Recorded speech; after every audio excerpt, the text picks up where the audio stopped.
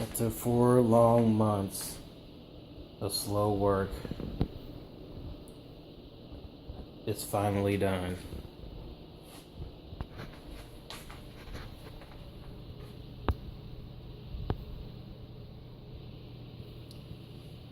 Sous Vide setup is finally done.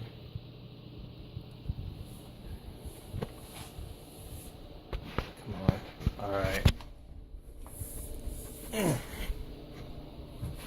Just doing a quick overview.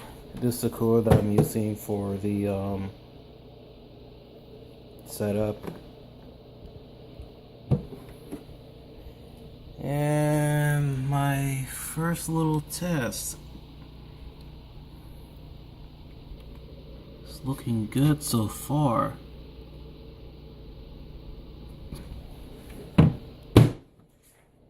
Alright, where to begin? Alright, to handle everything, I'm using a PIC 33. If I had an Arduino, or if I knew more about the, hang on a second.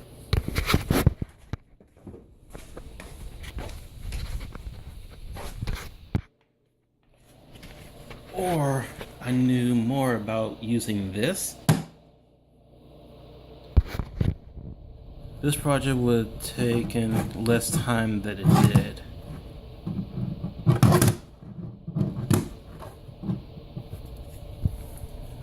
Alright. So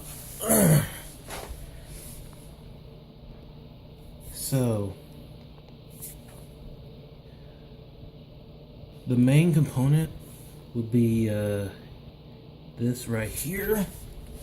That's just the wires. The actual probe is right there. The that device is the DS18B20 waterproof temperature sensor, and the communication protocol for it is called One Wire. Apparently One Wire has been around for a while, and the reason why I said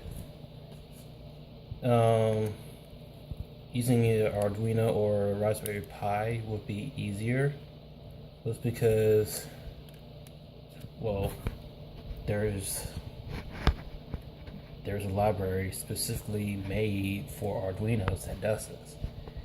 There was a library for the PIC, but it's for the PIC 16. Tried that. Yeah, it didn't work out.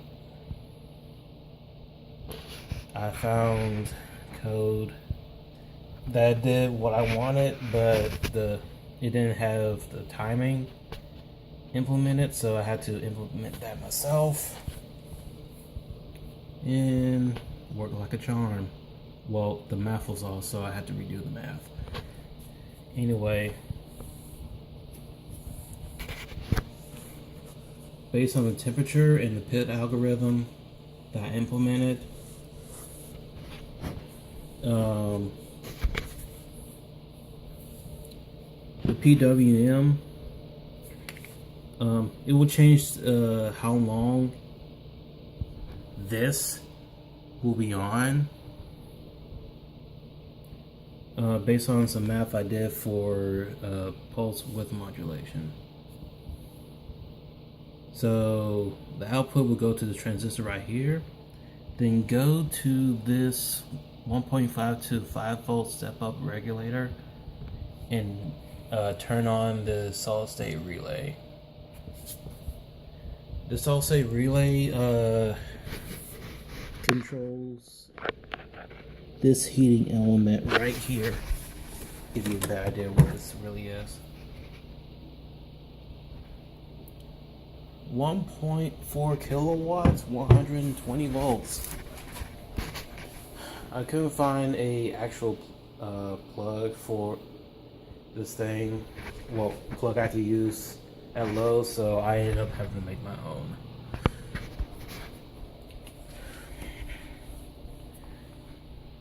Now, the one thing I'm having issue with but it's really not a problem at the moment. Would be the water pump. Right there. So apparently, based on where I connect this on the board, will either A, cause a brownout, or 2, just cause the board to reset constantly. And if I put in a specific spot, it will work. But when it gets to 120 Fahrenheit, it'll cause the temperature readings to go completely out of control.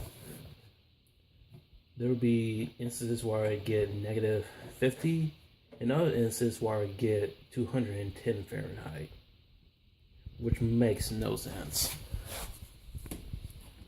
Alright, this temperature readings. I have the PID algorithm execute every 2.25 seconds. So 3 temperature readings per PID execution.